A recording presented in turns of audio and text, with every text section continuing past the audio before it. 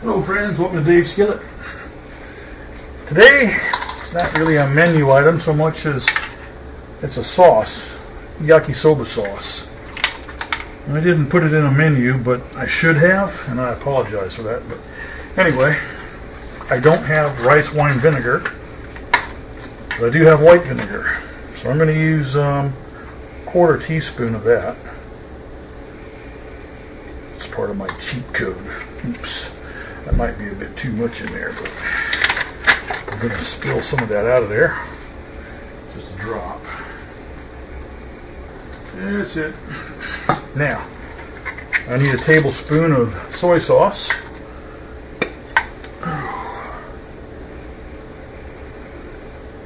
Dark soy sauce is what you need.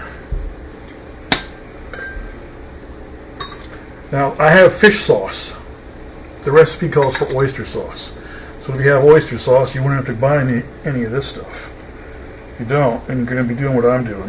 If you have fish sauce, then I'm using that. It's a good substitute, and it's really close. So if you don't have one, use the other. Worcestershire, you can't get around that one. You're going to have to get Worcestershire sauce because you need it. So that's a tablespoon of Worcestershire. Tablespoon of the fish sauce, and the hoisin, not so much of that. Going to use about a quarter teaspoon, so just a drop of it really. Stuff is like a paste, right? So just get that in there, going real good.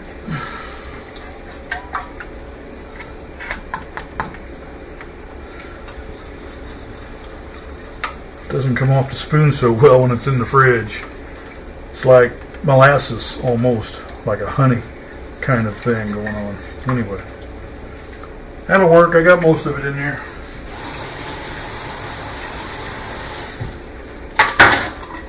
So now I need some sugar, which I hate using when I cook. So I use cane sugar. I don't use processed sugar on anything. I use the cane sugar. So that's about, I think, a tablespoon or half a tablespoon. Half a tablespoon of sugar. Yeah, that's a half. That's a half a tablespoon. Okay. So a half a tablespoon of cane sugar. And I will never use processed, mostly because I don't have any. And so I need a little bit of these chili flakes. About that much. If you want more, go right ahead. Knock yourself out. Boom! And we're going to put some ginger in it. You can use fresh, or you can use powdered. Totally up to you.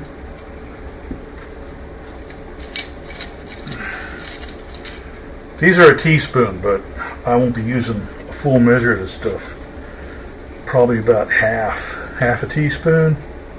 Like that. A little bit less, actually. That's too much. This stuff is really potent.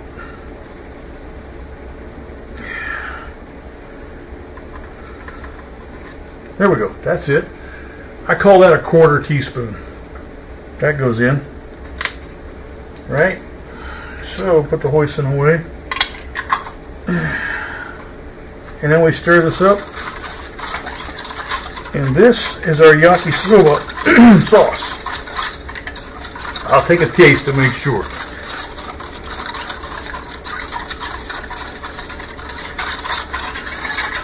That grindy sound you hear, that's the ginger. But it's okay, it smells like yakisoba.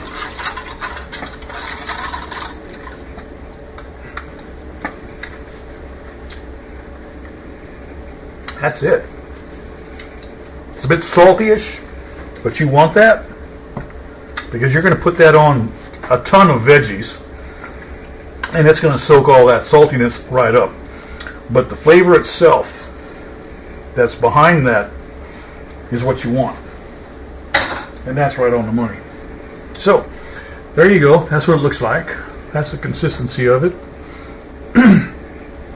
So make that to add to your yakisoba, and you got a winner. Although I recommend, instead of using white vinegar, get the rice wine vinegar, and you might want to get, instead of this, get the oyster sauce, because that's what it really calls for. I'm going to have to at some point make it with that, because I don't have any. I really don't, so I got to go back to Chinatown, it looks like, because that's about the only place I can find specialty items like that, where I live anyway. It's not that widely available. They pack their stores with whatever sells in your area, and you got to go to Chinatown for that. Have a good day. Enjoy. Leave messages down below. Comments.